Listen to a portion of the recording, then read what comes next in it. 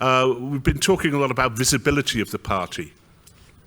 And it's a problem. It's a huge problem. It really is the case that, everybody agrees with us. They just don't know it. But to give you one example, and this is what we're up against.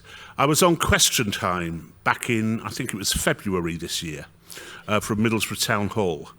And I was crap, as it happens. I almost fell asleep. It was so boring. But nonetheless, before the programme, I was talking to Fiona Bruce, and I said, could you please introduce me as a member of the Social Democratic Party? And she said, no. And I said, well, look, there's going to be an election this year. The SDP's in the game. You ought to identify me as being SDP. She said, no. I said, why not? She said, nobody's heard of them. And that paradox, well, why haven't they, you silly cow? Eventually she was persuaded, and she said it in the intro when she was saying, and here's Rod Liddle, who is a member of the Social Democratic Party, but said it as if as if she were announcing that I were an attendee at a STD clinic. Rather than anything to be commended, which of course it is. But that's what I mean, and it's kind of now I insist upon it whenever I do any broadcast interview. And it would be cool if you guys did as well.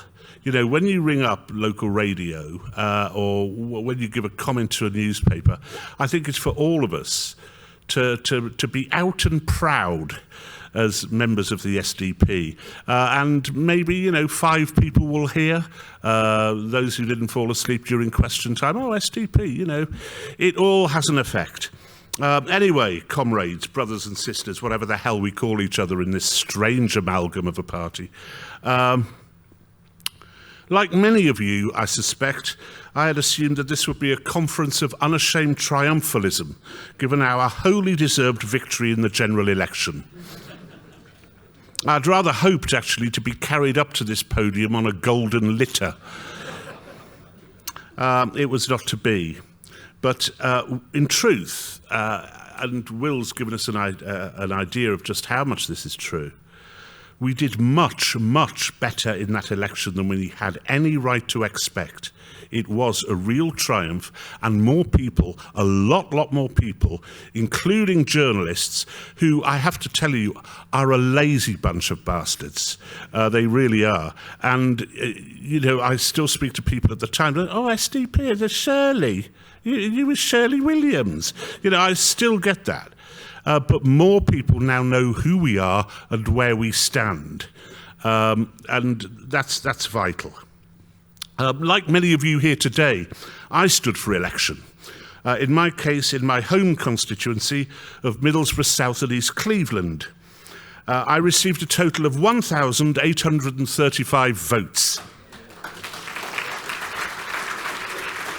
Or, as Rachel Reeves might have put it, 24,672. I beat the Green, who had pink hair and a nose ring, and nearly beat the Lib Dem, and probably cost Simon Clarke his seat, a fact which has not noticeably spoiled my sleep in these last 4 months. I'm hugely grateful to those of you who came up to help in the campaign, and inordinately grateful to my agent, who can't be here tonight because it's his dad's birthday, Kevin Short, who was tireless, selfless, and mordantly funny for that bizarre 6 weeks. I would suggest that if the election had been in this month, as we had all rather expected it to be, we would all have done an awful lot better, having had a lot more time to prepare for the event. But Rishi Sunak called the election in order to fox reform, and we were collateral damage, hurt in exactly the same manner. While reform was thrown off balance, the timing of the election rather suited the Labour Party, for whom, truth be told, there was genuinely no appetite among the voting public. But they were sick of the Conservatives, and that was the deciding and almost only issue. The electoral cycle in this country is not, as some people believe, 5 years. That's just when we get to vote. In reality, it's about 10 to 12 years, and has been in every decade since the 1920s, with the exception of the 1970s, when the two parties, those years of Butzkellism, when the two parties were pretty much ideologically indistinguishable. The template is simple. A party gains power because the electorate is heartily sick of the government. That takes about 10 to 12 years. That party becomes the government for the next decade or so until, in turn, the electorate's sicken of them and the other party is returned to power. In other words, when there is a crucial general election, which sees a change of government, the deciding factor is almost always a grave disaffection with the ruling party, rather than the promise of something much, much better. It's difficult at times such as those to fly a flag for a more fundamental change. We now have a Labour government who, and this is a cliche but it's nonetheless true, whose majority is large but whose popular support is very, very shallow indeed and in danger of disappearing altogether. And it shows itself to be a fantastically inept in a manner which one could hardly have dreamed of. A front bench from which talent is almost miraculously absent. We have Yvette Cooper paddling around in the English Channel like a 5-year-old who has just lost her Mr. Men armbands. Astonishingly, our Foreign Secretary is a large and unseasoned plank of wood. Looking ever more like Gromit's friend Wallace, we have Ed Miliband, determined to impoverish the country as quickly as possible. And a leader who flails ineffectually because he has no political principle to fall back upon. A pragmatist who is not even any good at pragmatism. So what do we do now? There was much talk during the election of forging closer ties with reform. Now, I have to tell you, I myself met some of the local reform activists and found each one in general to be, as the Americans colourfully put it, crazier than a shithouse rat.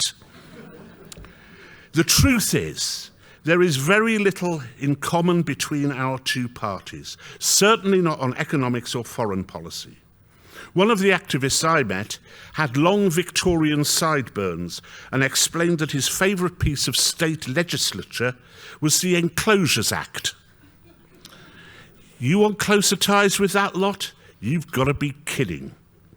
They won 5 seats, and they won those 5 seats for one reason: Nigel Farage. And Nige is already displaying a certain ennui at having to represent his constituents in Clacton when he would rather be swanning round Mar-a-Lago. And in any case, their fox has been well and truly stuffed by the election of Kemi Badenoch as leader of the Conservative Party.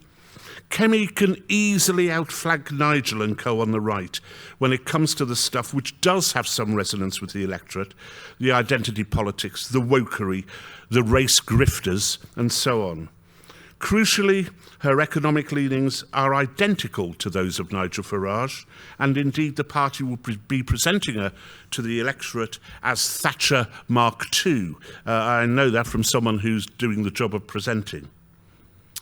So there is no sense in us forging greater ties with a party which I think is going to become a lame duck, and by that I mean reform.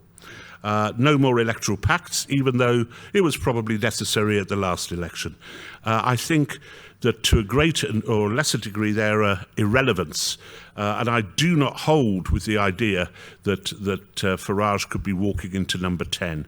I think walking into a room full of over-tanned Americans is far more likely. It's unwise to make predictions, though, when the electorate is so volatile, but my suspicion is that Reform are at their high point now, or maybe in a year or two, if they manage to win a by-election or get a defection which is of some importance more than, what's she called, Andrea Jenkins, was it? I forget her name. But they do not have a broad appeal to the voters who we aim to represent, which is the traditional working class. That is why I would like to see us embrace an economic radicalism and attack Labour simultaneously from the left as well as the right. When I was out on the stump in 2019, during the general election then, doing out on the stump journalistically rather than campaigning, there was no disquiet amongst red wall voters for John McDonnell's tax policies. None whatsoever. Quite the reverse. They were in favour of John McDonnell's tax policies. They may have hated Jeremy Corbyn for his fatuous lack of patriotism and his identity politics, but they were perfectly happy to see the top rate of taxation rise and the nationalisation of the energy companies and the railways. It is still the case, just about, that a small majority of this electorate is economically quite radical and socially conservative. And it is far easier for us to deliver that message with an inept Labour government than it was when we had the Tories to contend with. This government will not make life better for the poorest of our citizens, and at the same time will kowtow to every fatuous notion drawn from the critical race theory and the Stonewall handbook for gender delusions. That's why I see a degree of hope. We are becoming better known to the electorate and better known to the broadcasters.